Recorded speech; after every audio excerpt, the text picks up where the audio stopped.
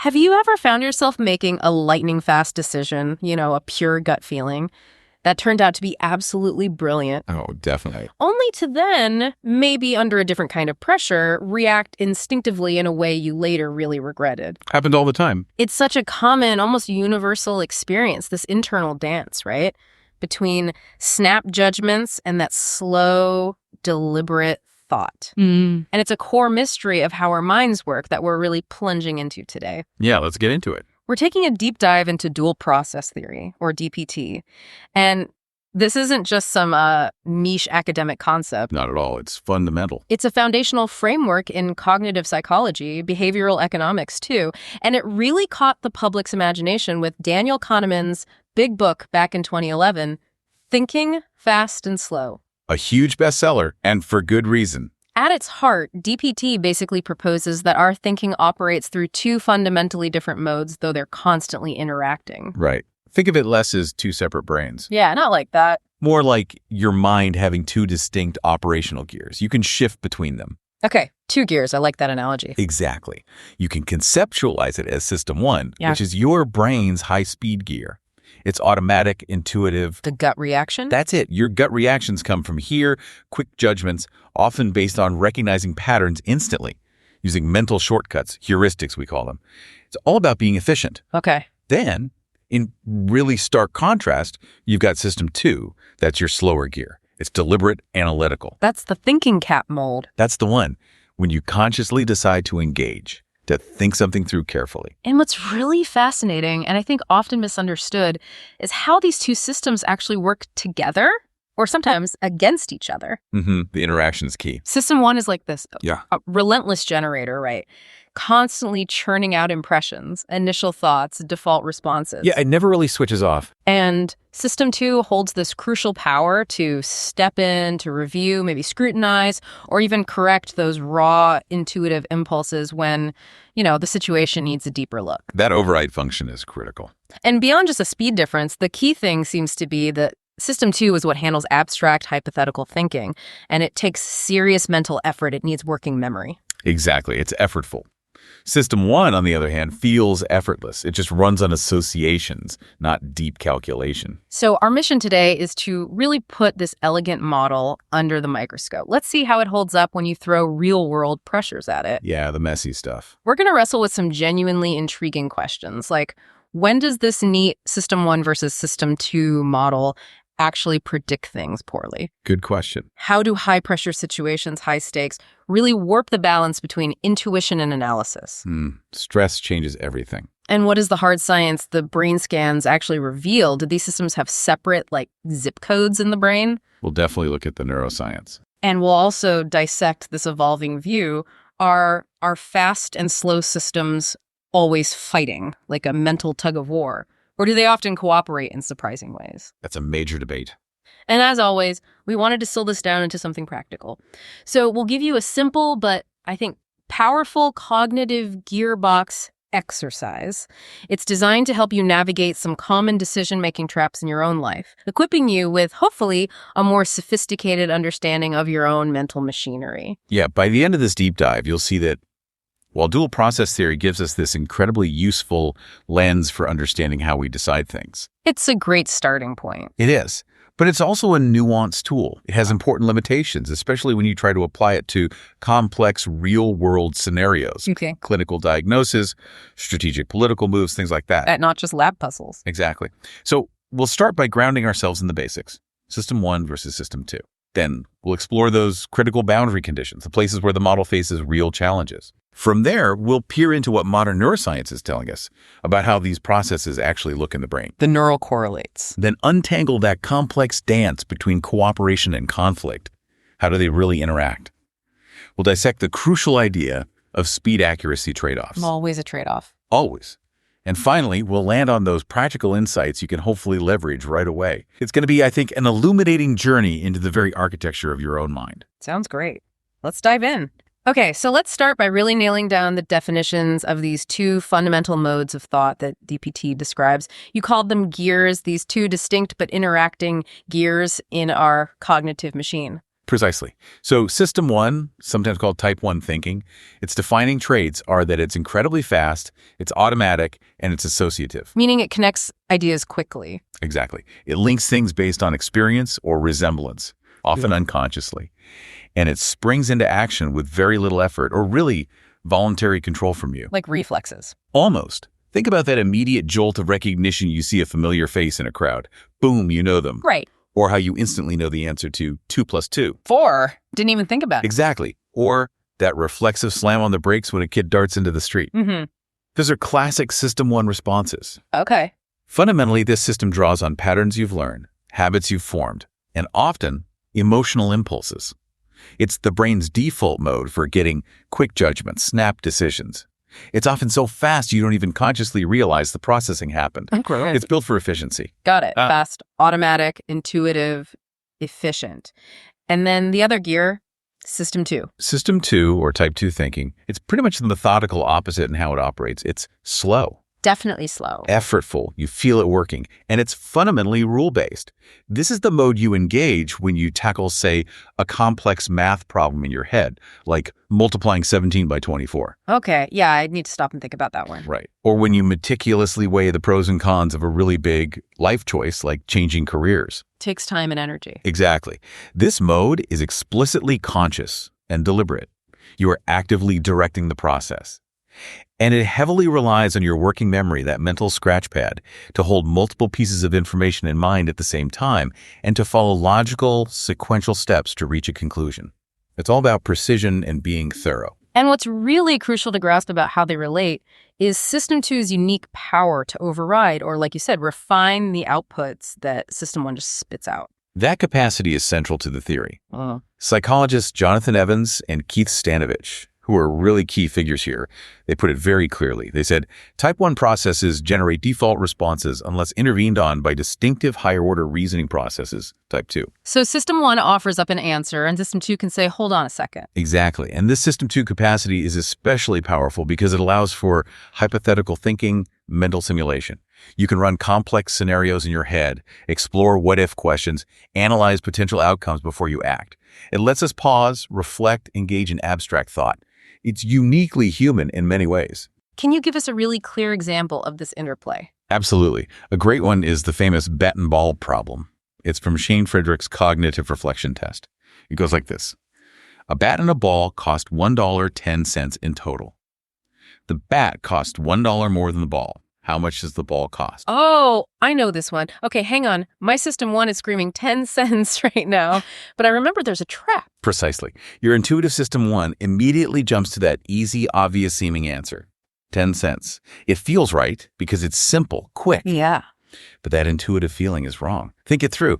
If the ball was 10 cents, the bat would be $1.10, $1 more, making the total $1.20, not $1.10. Oh, right. Your reflective System 2 has the ability to catch that initial impulsive mistake. It has to inhibit that first response, that 10 cents, and then deliberately reason out the correct solution. Okay, so how does System 2 get there? Well, you engage System 2 to pause, double-check the math. You might set it up like algebra. The ball costs X, the bat costs X plus $1. So X plus $1 is $1.10. Okay, so 2x plus $1 equals $1.10. Okay, so 2x plus $1 equals $1.10. Right, which means 2x equals $0.10. So X is 5 cents. The ball is 5 cents. Exactly. Only by engaging System 2, doing that deliberate calculation, do you arrive at the right answer. 5 cents. This example just perfectly shows System 1's quick, often flawed judgment when a problem is designed to trick its shortcuts. The heuristics. Right, the heuristics. And it shows System 2's vital role in correcting those errors through deliberate thought. It's a classic case study for cognitive biases. Okay, so if we were to boil down the key features, System 1 thinking is typically heuristic using those shortcuts. It's impulsive. It works in parallel, right? Processing multiple things at once. Yes, it takes in a lot simultaneously. And it's highly context-dependent, reacting strongly to whatever's right in front of it. Very much so. It leans heavily on impressions and feelings. You mentioned the affect heuristic. That's right. Using your immediate emotional response to I like this, does it feel good or bad, as a quick way to judge something. It processes information holistically, seeing the big picture fast, and it's deeply shaped by all your past experiences, your learned associations. Makes sense. And System 2, then? System 2, by contrast, is analytic. It's self-aware, you know you're doing it. And it's sequential. It processes things step by step, one thought logically following another. Okay. It tries to be context neutral, applying general rules regardless of the specific emotional flavor or immediate situation. It explicitly uses formal reasoning, logic, statistics, and it's really what we need to handle completely novel problems or abstract concepts that don't fit neatly into our existing mental patterns. Right. But you hinted earlier that it's not always such a clean break between the two. No, absolutely not. And it's really vital to acknowledge that these are, in a sense, idealized descriptions, theoretical categories. In reality, the line between System 1 and System 2 can often blur quite significantly. Well, think about skills you've practiced a lot, like reading fluently or driving a familiar route to work. Okay, yeah, I do this without thinking now. Exactly. Initially, learning to read or drive took immense System 2 effort, right? You had to consciously apply rules, sound out letters, coordinate clutch and gas. Oh, yeah, definitely effortful. But now, you execute those tasks with System 1-like automaticity, effortlessly, without conscious thought. So System 2 effort became System 1 automaticity through practice. Ah, okay. And conversely, think about an expert chess master. They might have a gut feeling for a strong move. That seems like pure System 1 intuition. Right. But that intuition actually reflects years, maybe decades, of intense System 2 practice, deliberate study, analyzing thousands of games, memorizing patterns. That analytical work became deeply ingrained, automated intuition. So what starts as analytical can become intuitive. The systems aren't totally separate. That's the key insight. Rather than seeing them as two rigid boxes in the brain that never interact, many theorists now think of System 1 and System 2 as more like two distinct modes or sets of processes that dynamically interact and influence each other all the time. DPT is a profoundly useful mental model, a great way to think about thinking. But it's a simplification. It's a simplification, and as we're about to explore, there are definitely situations where it doesn't quite capture the full complexity. Okay, let's do a quick micro recap here, maybe around the 5-minute mark. So the core idea. System 1 is our fast, automatic, intuitive gut reaction mode. It constantly generates impressions, uses shortcuts. Right, the default response generator. And System 2 is our slower, deliberate thinking cap. It takes effort, uses working memory, applies logic, and crucially can step in to override or correct System 1. Yes, that intervention capacity is key. The bat and ball problem showed that perfectly. System 1 jumps to the easy but wrong answer, 10 cents, and System 2 needs to engage to find the right one, 5 cents. And importantly, remember that fluidity. What starts as effortful System 2 work, like learning to drive, can become automatic System 1 intuition with enough practice. It's not a rigid wall between them. It's a dynamic interplay. Got it. All right, so we have this powerful dual process theory. It brilliantly explains a lot about why we make certain reasoning errors or fall for cognitive biases. Absolutely. Its explanatory power is undeniable. But researchers have also identified these important boundary conditions, situations where, well, the predictions of the model start to falter a bit. Exactly. The early DPT work often seemed to imply, maybe unintentionally, that errors mostly came from relying too much on System 1 and that simply kicking System 2 into gear would fix things reliably. Right, just think harder. Kind of, but more recent analyses, especially ones looking at decision-making in the real world, complex, messy situations outside the lab, they reveal a much more intricate picture. Okay. Where does it get complicated? Two big areas really stand out. High expertise domains and situations that are highly emotional or affect-rich, as psychologists say. Let's start with expertise. How does that challenge the model? Well, think about specialized fields. Clinical diagnosis for doctors, for example. Or high-pressure jobs, like firefighting, aviation, even grandmaster chess. Okay, high skill, high stakes. In these domains, true experts often rely on incredibly rapid pattern recognition. They see a situation, and they just know what to do almost instantly. That sounds like System 1 in action. It absolutely is. Pure System 1 pattern matching.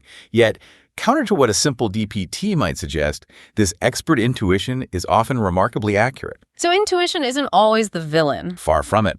A traditional DPT framing might label any intuitive judgment as inherently prone to bias, suggesting only slow System 2 analysis leads to correctness.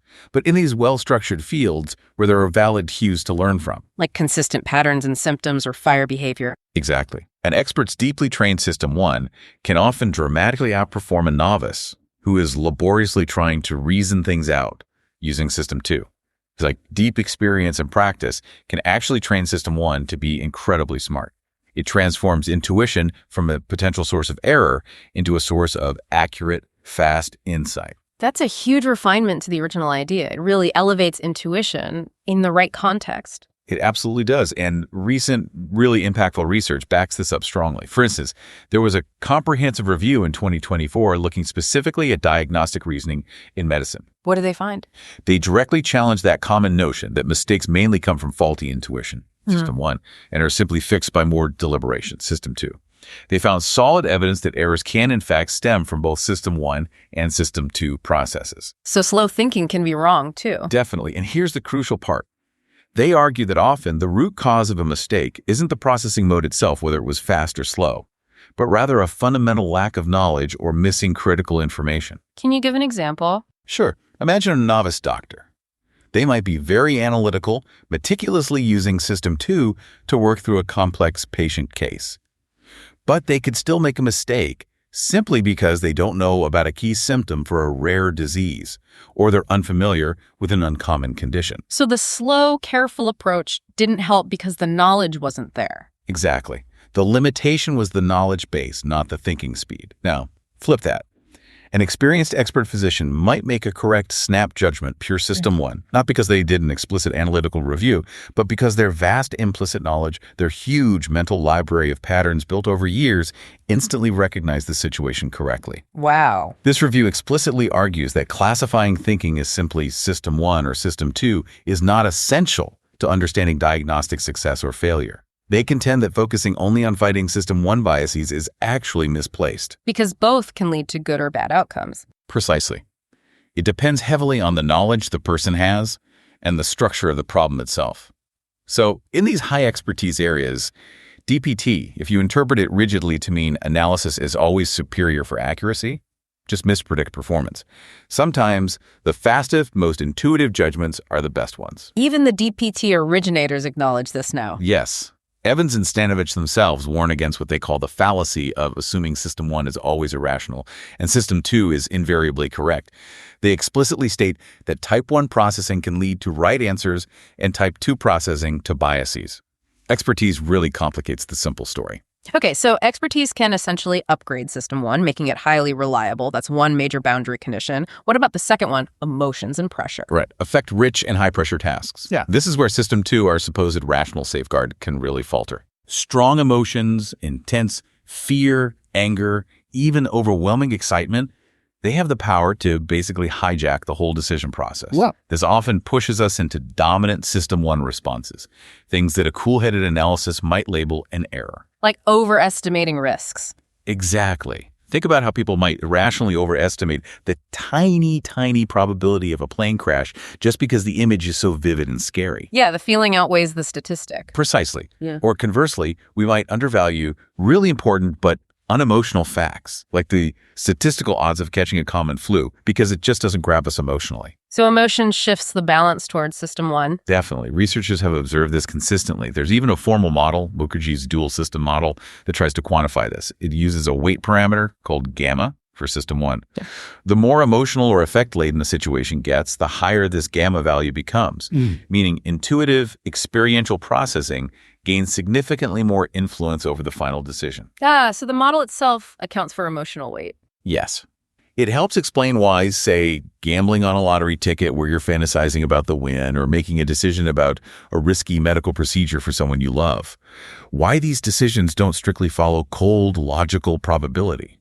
Feelings often drive the choice much more than facts would dictate. Makes sense. And time pressure. Does that do the same thing? Very similar effect. Severe time pressure is another powerful force pushing us towards rapid intuitions. When you have to decide in seconds, think ER trauma, battlefield choices, there's literally no time for a full, careful System 2 analysis. So System 2 just degrades. DPT predicts it should, because it needs time and working memory, and that generally happens. But it's not always simple. DPT doesn't fully predict how System 1 itself might adapt under that pressure.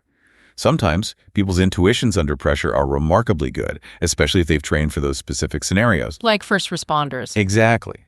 But other times, intense panic or anxiety can introduce entirely new biases into the process, making System 1 judgments less reliable. It seems like our ancient survival wiring plays a big role here. Wired for speed, Not always perfect accuracy, especially with threats. Absolutely. That's a really crucial point, especially when we talk about anxiety and perceiving threats.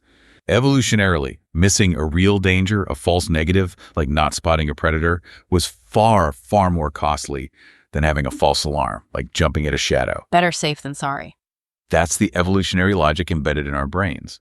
As a result, our fast threat detection circuits, which are fundamentally System 1, have a built-in bias. They're primed to see threats quickly, even if it means making mistakes sometimes. Okay, how does that relate to decision science terms? Well, using signal detection theory, we'd say an anxious or high-threat state effectively lowers your internal threshold for deciding danger is present. System 1 essentially trades accuracy for speed when potential survival is on the line. So it's more likely to shout danger. Yes.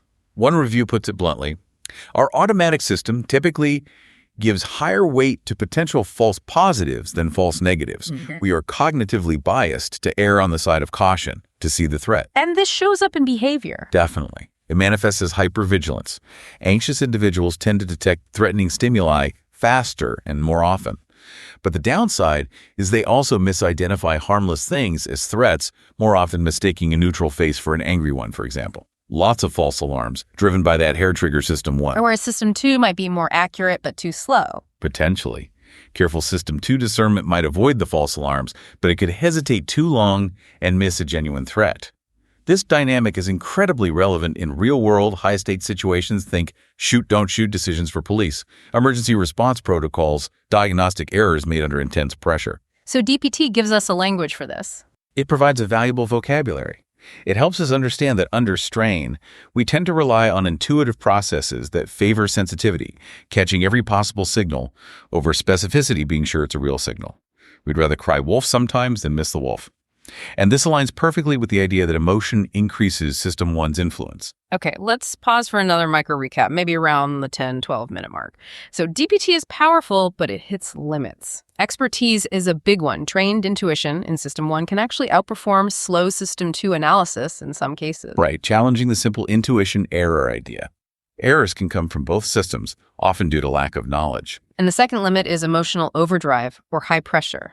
Strong feelings or urgency can hijack the process, shifting the balance heavily toward System 1's faster, sometimes threat-biased responses. Exactly. Our evolutionary wiring for survival kicks in, prioritizing speed and sensitivity, even if it means more false alarms. The model needs nuance here. Got it. So let's do the mega recap for this boundary conditions section, really cementing these limitations. Okay, so summing up where DPT faces challenges. The core message is that the simple System 1, fast intuitive error-prone, versus System 2, slow analytic correct, dichotomy, breaks down in important real-world contexts.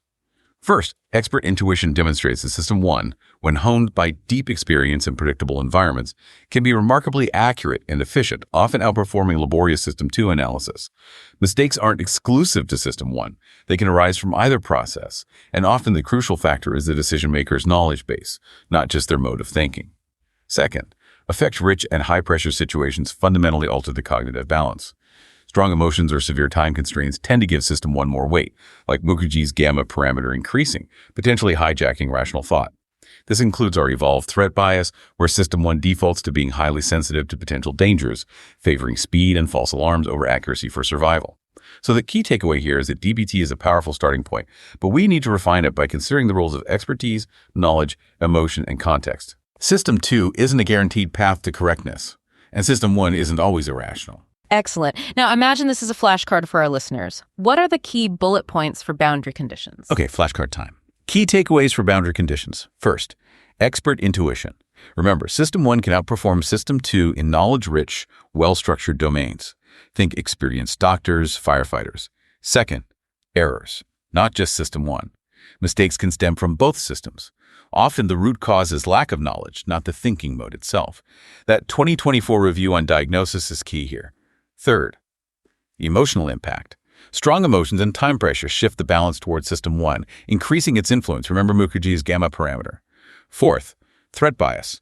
Our System 1 defaults to a false positive bias for survival. It's wired to trade accuracy for speed when detecting threats. And finally, DPT refinement. The basic model needs nuance. We have to factor in knowledge, training, emotion, and context to understand when each system might lead us right or wrong. Okay, so we've got this fascinating distinction between fast, intuitive system 1 and slow, deliberate system 2.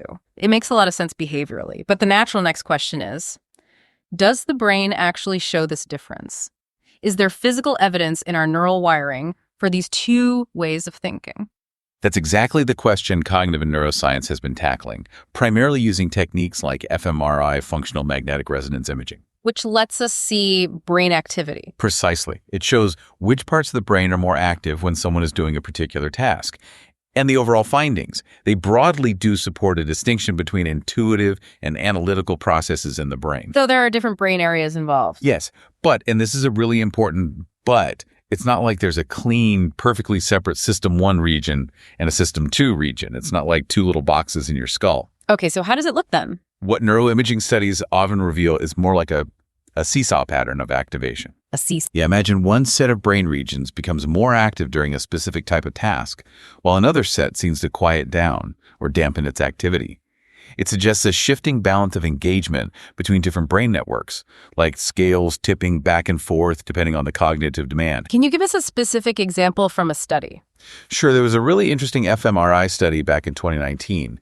They had participants switch between making novel choices they hadn't encountered before, which required active, effortful reasoning. System 2 work. Exactly. And making familiar choices, where their intuition or habits could easily guide them. System 1 territory. Right. And they saw a very clear, distinct shift in brain activity depending on which type of choice people were making. Okay, so which areas lit up for the deliberate System 2 choices? During those deliberate analytical choices, the brain activity consistently shifted towards regions in the front of the brain, specifically the dorsolateral prefrontal cortex, or DLPFC, and a broader network called the frontoparietal control network. And those are known for? Those are the brain's executive areas. They're heavily involved in conscious planning, logical reasoning, working memory, basically, the circuitry you use when you're really focusing, trying to solve a tough problem, or holding complex information in mind. Okay, the thinking cap areas.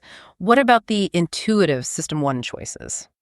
When participants relied on intuition for those familiar decisions, the activity pivoted quite markedly. It shifted to regions located a bit deeper and lower in the frontal lobe, specifically the ventromedial prefrontal cortex, VMPFC, and the nearby anterior cingulate cortex, ACC. And what do those areas typically do? These regions are heavily implicated in integrating feelings, assessing reward values, making those gut-level appraisals. Seeing them active during intuitive choices makes perfect sense. They're involved in processing subjective value, emotional evaluation, essentially underpinning those quick System 1 style judgments. So yeah, the brain recruits different networks depending on the job. So it's not just which regions light up, but maybe also how they connect, how they talk to each other. Precisely. That 2019 study looked at that too, using functional connectivity analysis. This measures how different brain regions activate together, in sync, assign they're communicating or working as a network. And what do they find there? It was fascinating.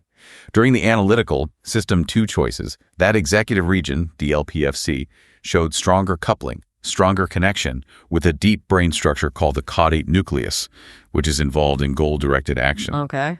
But during the intuitive System 1 choices, it was the gut feeling region, VMPFC, that showed stronger coupling with that same part of the caudate.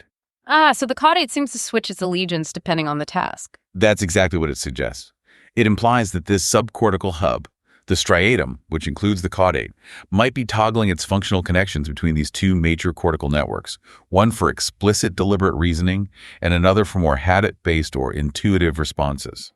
This finding fits beautifully with lots of other research identifying distinct brain loops, supporting both conscious goal-directed behavior and more automatic habitual actions. So, broadly speaking then, intuitive judgments tend to activate brain parts linked to emotion, memory, maybe that default mode you mentioned earlier. To a significant extent, yes, that's a fair summary.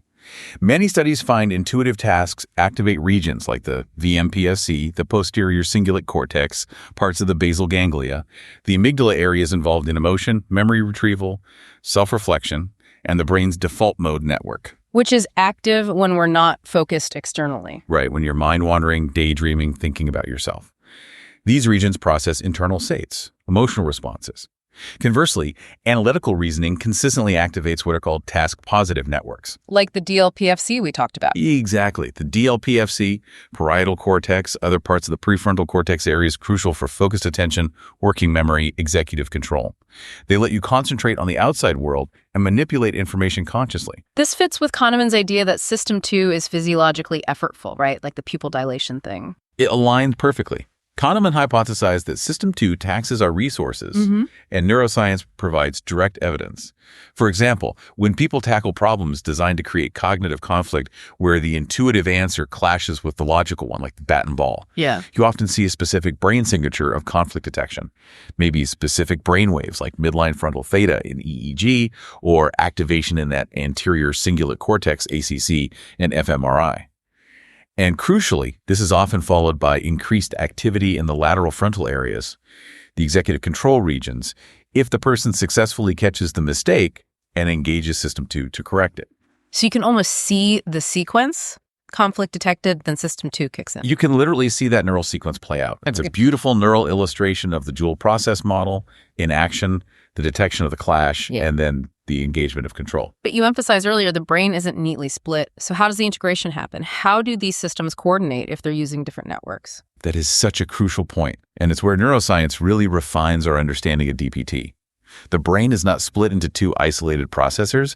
It's a highly interactive, deeply interconnected network. So the networks talk Constantly. While those separable circuits are evident, as the 2019 study showed, the brain operates them in what the researchers called a dynamic, possibly synergistic manner. They work together.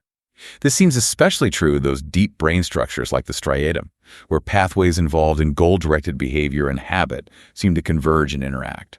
So no simple System 1 region versus System 2 region. Definitely not. Meta-analysis studies that combine results from many experiments confirm this. You don't find one spot for System 1 and another for System 2. Instead, you see networks that tend to be more involved in one mode than the other. The working memory and cognitive control network pops up consistently in analytic tasks. Regions involved in emotion, gut feelings, habit formation are common in intuitive or emotional decisions. And you mentioned the ACC, the anterior cingulate cortex, as important. Yes, the ACC seems to act like a critical mediator or monitor. It reliably activates during tasks involving conflict or ambiguity, possibly acting like a neural alarm bell, signaling to System 2 that its intervention might be needed, like a neurological check engine light for your thinking. Interesting. And another major meta-analysis by Lieberman found a really telling pattern. Tasks tapping intuition, like social judgments, moral feelings, tend to activate the brain's default mode network, but analytical tasks tend to suppress the default mode network and instead activate the executive control network. So one goes up, the other goes down. Exactly, a reciprocal pattern. This strongly suggests that when one mode ramps up, the other tends to dampen down, which aligns perfectly with our subjective experience, right? It's really hard to be intensely logical and deeply emotional about the very same thing at the exact same moment. Yeah, that feels right. So if I'm visualizing this, it's not two separate engines, but maybe like two intricate gears within a single complex gearbox, and the brain shifts between them depending on the cognitive terrain. That is a fantastic analogy. The gearbox analogy works really well here. Yeah. Neuroimaging does support DPT by showing these different brain circuits are preferentially engaged for fast versus slow thinking.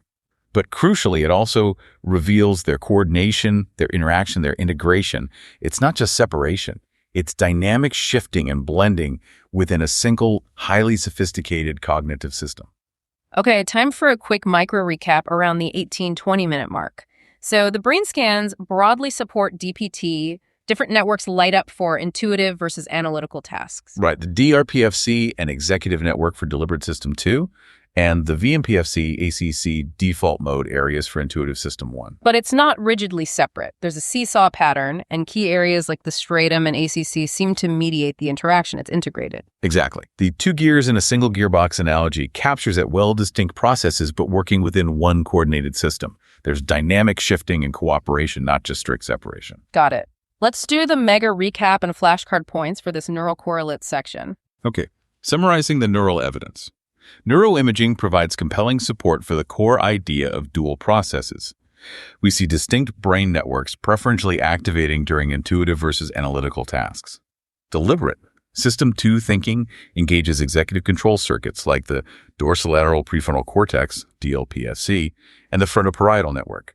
Intuitive System 1 thinking, on the other hand, tends to activate regions associated with emotion, value, and self-reflection, like the ventromedial prefrontal cortex, VMPFC, and parts of the default mode network. Studies also show dynamic interplay, like the striatum toggling its connections between these networks and the anterior cingulate cortex, ACC, signaling conflict to potentially engage System 2. So while the brain isn't crudely split in two, it does employ different interacting neural gears for fast and slow thinking. Perfect. And the flashcard version. Key takeaways on neural correlates. Flashcard time for the brain basis. First, brain activity shift. Remember, deliberate choices activate executive networks, DLPFC frontoparietal, while intuitive choices activate value-emotion networks, VMPFC ACC. That 2019 Urdenez and Dunn study is a key example. Second, subcortical toggling. Deep brain areas like the striatum seem to shift connections linking with DLPFC for reasoning and VMPFC for intuition habit. Again, Urdenez and Dunn showed this connectivity shift. Third, neural integration, not separation. Critically, the brain isn't split. These networks interact dynamically, especially in areas like the ACC that monitor conflict and signal potential System 2 intervention. Fourth, reciprocal activation. Often, when intuitive networks like the default mode are active, analytical networks, executive control, are less active and vice versa. This reciprocal pattern found by Lieberman suggests one mode dampens as the other ramps up. Okay, we've defined System 1 and 2, looked at where the model gets tricky, and even peeked under the hood at the brain circuits. Now, let's really dig into their relationship. How do they interact? A lot of the early thinking, especially how it was popularized, seemed to cast them almost as adversaries. That's right. The traditional view, often called the default interventionist model, paints a picture where System 1 leaps to a quick, intuitive conclusion by default. The first draft. Exactly. And then System 2 acts like a watchful editor, stepping in only if necessary to check, correct, or override that initial impulse. This perspective definitely implies a potential for conflict, a kind of mental tug of war. And many of the classic logic puzzles or bias demonstrations seem designed to highlight this conflict, right? Pitting intuition against reason. Precisely. Early work by researchers like Stanovich and West, and certainly Kahneman's emphasis in thinking fast and slow, often highlighted this crucial corrective role of System 2. The idea was that critical thinking is largely about learning to recognize when your System 1 is likely to be wrong, and then actively engaging System 2 to inhibit that faulty intuition and work through the problem logically. That feeling of mental friction when you solve a hard riddle is exactly this conflict playing out. But you hinted earlier that this might not be the whole story, that there's another view. Yes, a more nuanced and, I think, increasingly accepted alternative perspective has really gained ground. This view emphasizes that System 1 and System 2 can also, and perhaps more often than not, cooperate. They can work synergistically, in concert. So not always fighting. Not always. Recent theorists argue that trying to rigidly label every single thought or decision as either purely intuitive or purely analytical really oversimplifies what's often a much more blended, integrated process. How does that work? Well, sometimes both systems might arrive at the exact same conclusion. Your intuition points one way, your careful reasoning agrees. That leads to a feeling of confidence and cognitive ease. Okay. Other times, one system might fluidly fill in the gaps for the other. Maybe System 1 provides a quick schema, and System 2 refines the details. So more like teamwork. Exactly. There's this idea of a dynamic interplay model, where the processes operate synergistically and, crucially, heuristics being used as and when appropriate. This is a significant shift. It means System 2 isn't always acting like a strict policeman over System 1. Okay. Instead, System 2 might strategically rely on System 1's efficient shortcuts in many situations to save mental effort. It might only intervene forcefully when it detects a high probability of error or when the stakes are very high. So heuristics aren't inherently bad then? Not at all. This view reframes heuristics, those System 1 shortcuts, not as flaws to be suppressed, but as useful cognitive tools. Tools that the mind can strategically deploy when they are most needed, like under time pressure or when cognitive resources are limited. Like taking a familiar route home. System 1 drives, System 2 is free to think about dinner. Perfect example. In routine decisions, or when executing highly practiced skills, System 2 might happily defer to System 1 to handle things quickly and efficiently. This frees up your limited mental bandwidth for more demanding tasks. It's only when something novel, complex, or high stakes comes along that System 2 might grab the wheel more firmly. But even then, they might still work together. Yes, even then. System 2 might consciously integrate inputs from System 1, using that initial gut feeling or pattern recognition as a starting point for its analysis, or using emotional feedback to weigh options. So instead of always wrestling for the steering wheel, it's often more like co-piloting. One system might be leading, but the other is still contributing. That sounds much more adaptive, much more efficient for navigating a complex world. Is there solid evidence supporting this cooperative view? Absolutely. We touched on the brain evidence earlier. Neuroimaging often shows both intuitive valuation systems and deliberate reasoning networks can be active in parallel. Their balance can shift dynamically even within a single decision. Right. The brain isn't strictly one or the other. Exactly. The brain seems capable of a kind of blended processing. For example, you might use System 1 to intuitively narrow down a huge field of options to just a few promising candidates, and then use System 2 to analytically compare only those top contenders. That's a sequence where they work together beautifully. Okay. Are there formal models of this interaction? Yes, researchers talk about different possibilities. Some propose parallel competitive models. Here, both systems process information simultaneously. If they agree, the decision is easy and confident. If they disagree, that conflict flags the need for System 2 resolution, assuming you notice the conflict. And the alternative? The more traditional serial interventionist models suggest System 1 generates an answer first, and only then does System 2 review it sequentially. The reality might actually involve elements of both. Maybe some aspects are processed in parallel, while others require that sequential check. Can you give a real-world example of this synergy? A great one is that skilled physician again. They might get an immediate gut feeling about a diagnosis that's System 1 pattern recognition based on experience, but they don't stop there. They then methodically go through a checklist, order specific tests, analyze the results that System 2 analysis. The final accurate diagnosis comes from combining that initial intuition with the rigorous analytical verification. Neither alone would be as effective. So the intuition guides the analysis, and the analysis checks the intuition. Perfectly put. You see similar things in complex creative work, too. Often the best ideas come from a back and forth between spontaneous insights, System 1-like, and careful critical evaluation and refinement, System 2. So even the pioneers of DPT see it more cooperatively now. Yes. Evans and Stanovich have explicitly written about how newer theories have moved away from seeing the systems as constantly in conflict. They used to assume they ran in parallel but in competition. But now the prevailing view is that they often operate synergistically, each contributing when most appropriate. And heuristics are appropriate sometimes. Exactly. They argue heuristics are perfectly appropriate, even optimal, under high cognitive load or time pressure. That's when you need a fast, efficient solution. Plus, the balance can shift even within one decision. Maybe you use intuition for initial screening, then analysis for final verification. The bottom line is seeing them not as two separate decision makers, but as interdependent processes that together make up our full cognitive toolkit. So, applying this to daily life, if I'm doing a tricky logic puzzle, it feels like conflict, System 2 battling System 1's easy answer. Right. But if I'm driving on autopilot while chatting, there's no conflict. Maybe System 1 is handling the driving, System 2 the conversation, each doing its best job. That's a great way to think about it. That tug-of-war feeling, especially with cognitive illusions or tough reasoning problems, definitely happens. System 2 has to actively fight System 1's impulse. But that's only part of the story. Much of the time, they might be quietly cooperating or handling different aspects of a task. Okay, let's do a micro recap here, maybe around the 25, 27-minute mark. Yeah. The view is shifting from seeing System 1 and 2 as purely in conflict, default interventionist, towards a more cooperative, dynamic interplay. Exactly. They can work synergistically. System 2 doesn't always have to override.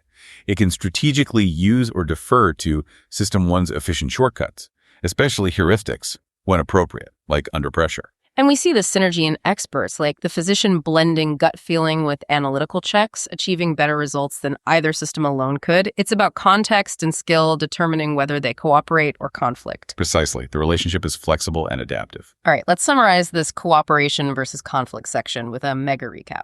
Okay, mega recap on system interaction. The relationship between System 1 and System 2 is far more complex and nuanced than just simple conflict.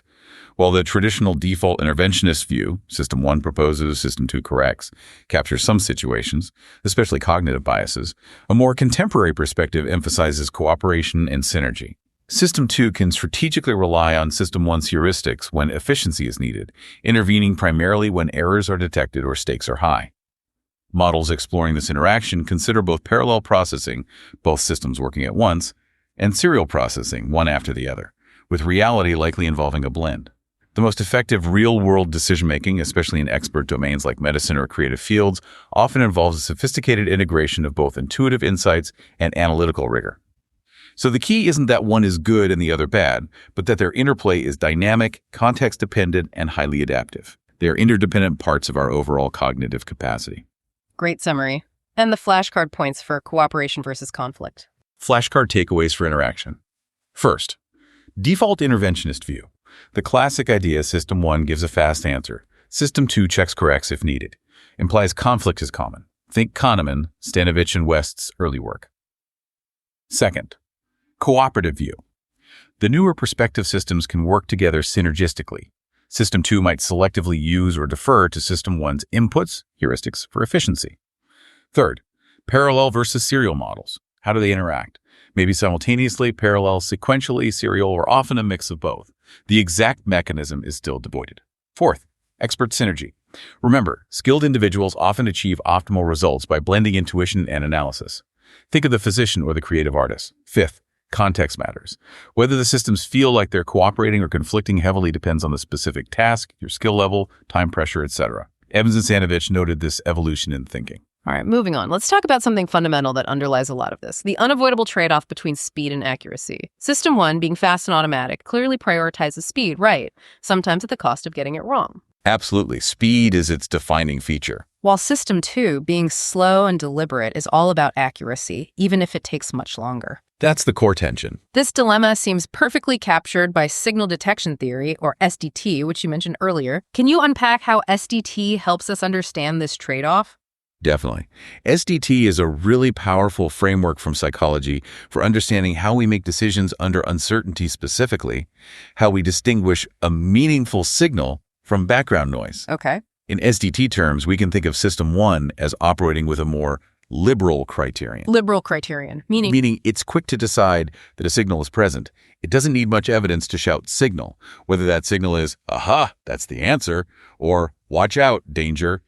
This approach results in a high number of hits, correctly identifying signals when they're actually there. But the downside? The cost of being so quick to say yes is a higher rate of false alarms. It cries, signal, even when there's only noise. Think of it like a smoke detector that's said to be extremely sensitive. It'll catch every real fire, but it might also go off when you burn toast. It prioritizes speed and detection over certainty. Okay, liberal criterion equals fast. Lots of hits, but also lots of false alarms. What about System 2? System 2, in contrast, operates with a conservative criterion. It demands much more evidence before it concludes a signal is present. It waits longer, analyzes more carefully. It's more cautious. Much more cautious. As a result, it makes far fewer false alarms. It doesn't cry wolf easily. But the trade-off here is a higher risk of misses. A real signal might be present, but because it didn't meet the strict criteria, System 2 fails to detect it. Fewer false alarms, but potentially missing real signals. Exactly. And crucially, neither criterion is inherently better. The optimal setting depends entirely on the situation. What are the costs of a miss versus a false alarm? Is it worse to miss the predator or jump at a shadow? Our cognitive system is remarkably flexible. It can subconsciously and sometimes consciously shift this criterion, adjusting our internal threshold for action based on perceived needs. This connects directly back to what you said about anxiety and threat bias, doesn't it? Perfectly. Think back to that evolutionary logic. In a potentially dangerous situation, the cost of missing a real threat, a miss, is catastrophic, potentially death. The cost of a false alarm, jumping at nothing, is relatively minor, maybe a little wasted energy, some momentary fear. So evolution biased us towards false alarms and threatening contexts. Precisely. The optimal survival strategist is a liberal criterion for threat detection. That's System 1's natural domain. It lowers the decision threshold. When in doubt, assume danger, ensuring a rapid response. This saved our ancestors. But in modern life, in a relatively safe modern world, that same evolved bias can manifest as chronic anxiety or just general overcaution. Our System 1 might still be operating with that hypersensitive, threat-biased, liberal criterion, leading us to perceive dangers or problems that aren't really there. But you said System 2 can adjust this. Yes. consciously. System 2 allows us to reflect and potentially recalibrate.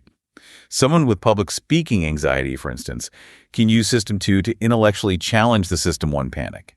They can tell themselves, okay, my heart is pounding, but I am not actually in physical danger. In SDT terms, they're consciously trying to raise their internal criterion for danger back to a more contextually appropriate level. Can we see this criterion shifting in lab experiments too? Absolutely.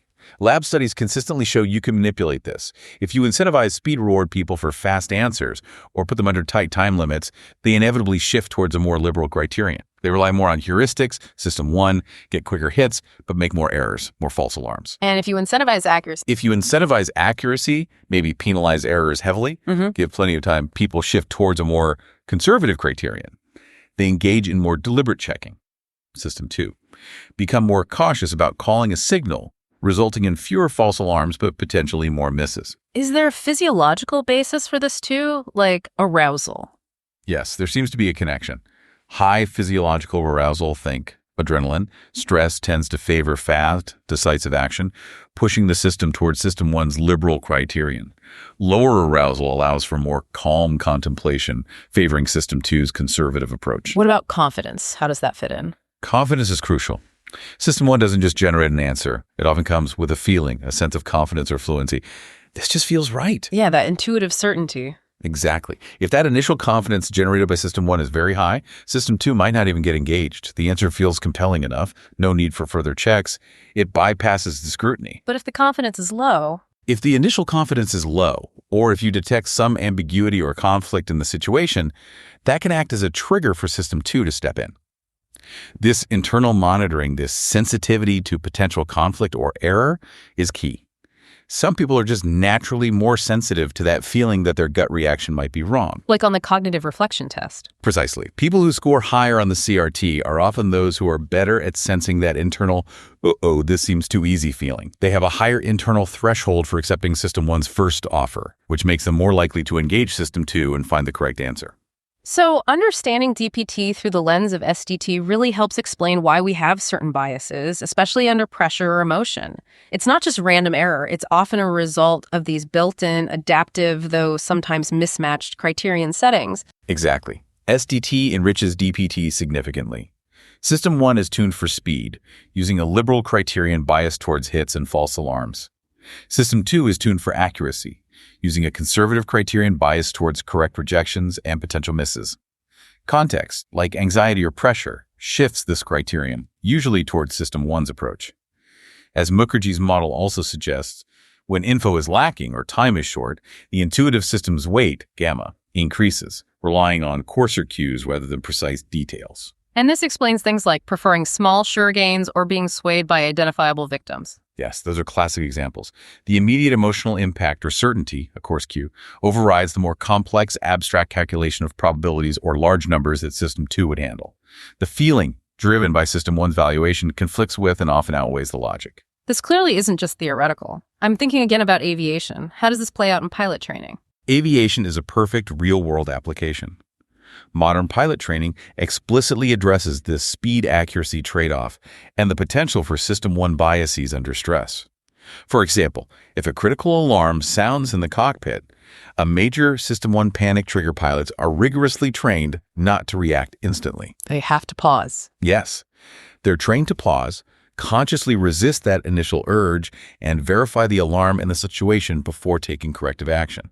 This comes directly from analyzing accidents where pilots made disastrous moves based on unchecked, incorrect gut reactions. So they're literally trained to engage System 2 under pressure, to raise the criterion. Exactly. They're taught to momentarily shift their decision criterion back towards analysis, even when every instinct screams act now.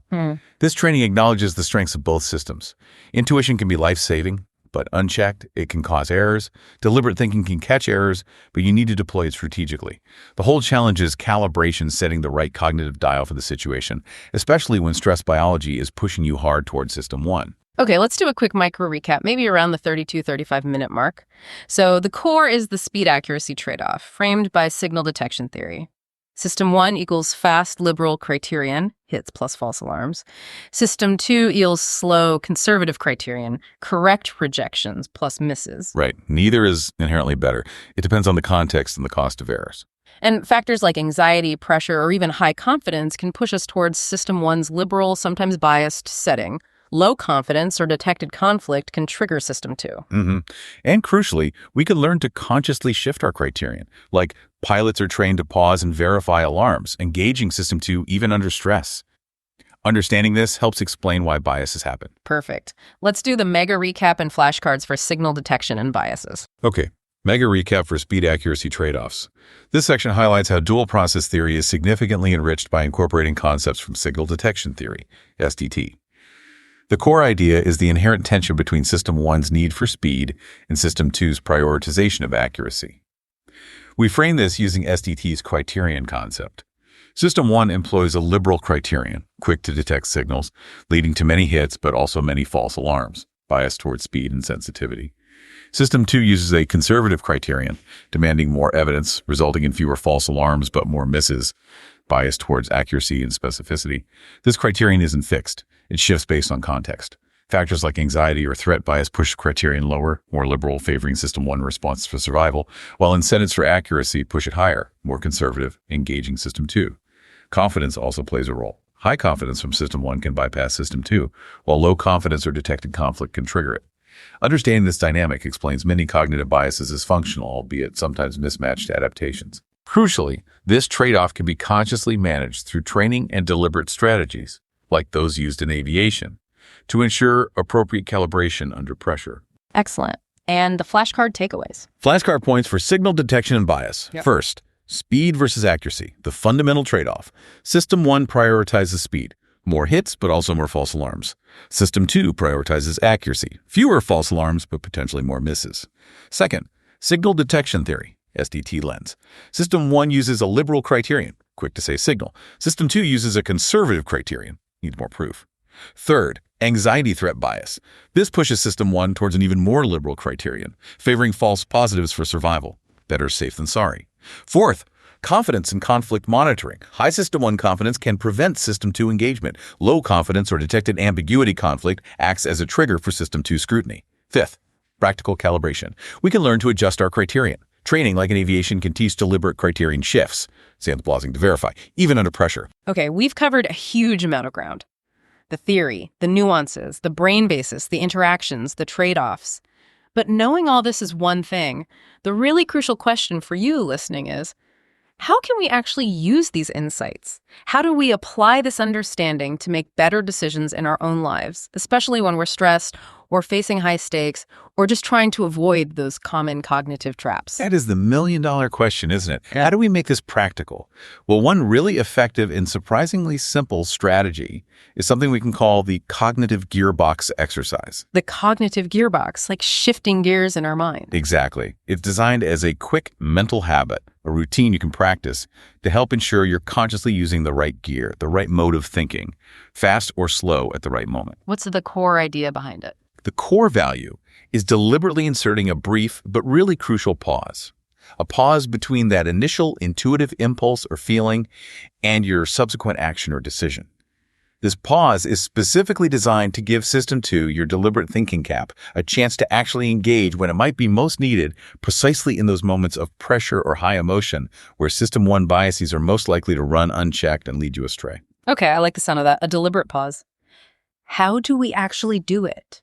What are the steps to engaging this cognitive gearbox, especially when things feel hectic? It's actually quite straightforward, just 3 basic steps. When you feel yourself rushing into a decision or maybe reacting emotionally, especially if the stakes feel high, try this before you commit. Take a 3-second breath. Just breathe. Just breathe, but do it consciously. Pause for just 3 seconds. Inhale deeply, then exhale slowly. It sounds almost trivial, but this simple act has a direct physiological effect. It starts to slow down your body's stress response. How's that work? As a mindfulness coach, V. Kulkarni put it recently, a deep breath can bring you back to your steady state where your intellect is in the driving seat. Research shows even a single, slow, deep breath triggers the parasympathetic nervous system via the vagus nerve. This promotes calmness. So it physically calms you down. Yes. It helps calm the body, reduces that physiological arousal, clears away some of the mental fog that comes with stress or strong emotion. You might actually feel your heart rate decrease slightly, that initial spike of urgency soften.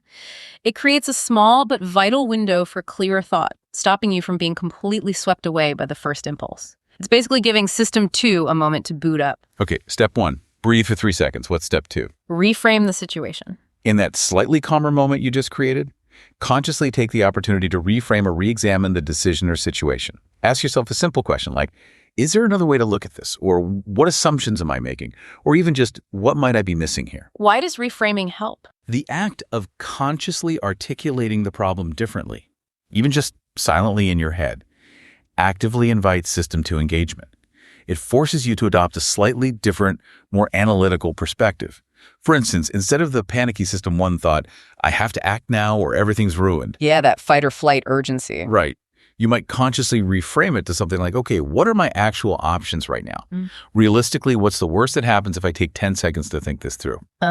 This kind of reframing is incredibly powerful for preventing an immediate emotional reflex from dominating a situation that actually needs careful thought. So it shifts your perspective. Exactly. It helps you move from that immediate subjective gut framing to a slightly more detached objective observer stance.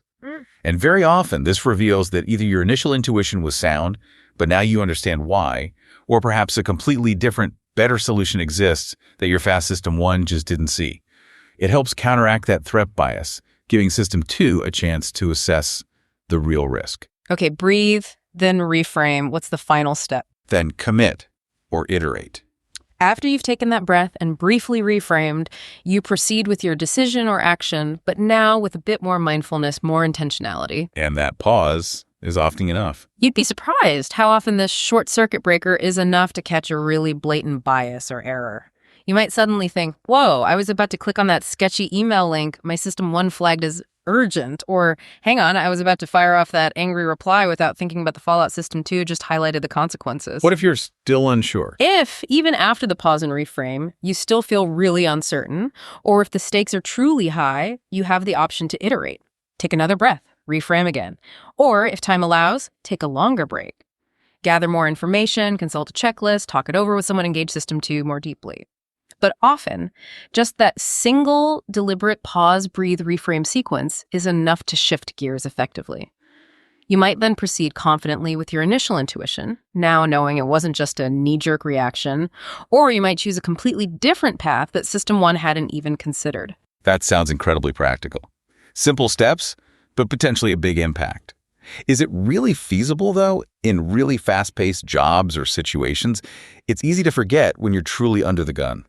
It absolutely is feasible, but you're right, it takes practice to make it a habit, especially when you feel overwhelmed. The key is its simplicity. While it might sound almost too simple, this stop, breathe, think sequence directly tackles the main failure modes of System 1 under strain: impulsivity, emotional hijacking, tunnel vision. It gives the rational brain a chance to catch up. Precisely. Think of it as giving your prefrontal cortex, the neural home of System 2, a crucial moment to get online and provide input before your amygdala. The rapid emotional responder feeding System 1 completely takes over. Even professionals in high-stress fields like ear doctors or SWAT teams use versions of this. They might call it tactical breathing or a mental reset. These are learned techniques specifically designed to maintain clarity and optimize decisions in chaotic, high-adrenaline situations. By restoring a bit of physiological calm and engaging analytical thought, you can avoid some of those errors that pure intuition might produce under fire. In Kahneman's terms, you're gently tapping the brakes on System 1, allowing System 2 a moment at the wheel.